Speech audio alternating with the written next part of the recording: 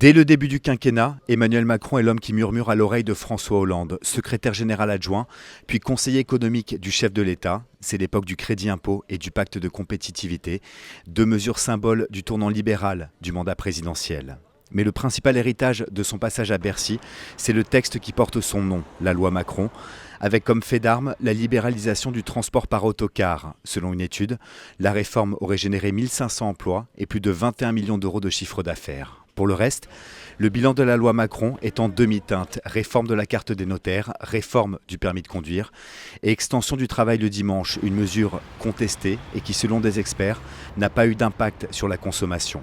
En août 2015, sa loi est adoptée au forceps sans vote avec l'article 49.3.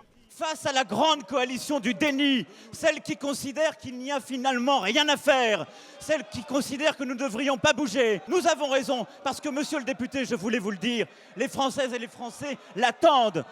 La loi passe, mais confirme la fracture avec l'aile gauche du PS pour qui Emmanuel Macron devient un épouvantail. Dès lors, beaucoup le soupçonnent d'agir en coulisses et voient son influence dans la loi travail défendue par Myriam El Khomri. Le principal succès d'Emmanuel Macron est peut-être idéologique, avoir réconcilié une partie de la gauche avec le libéralisme économique, mais une partie de la gauche seulement.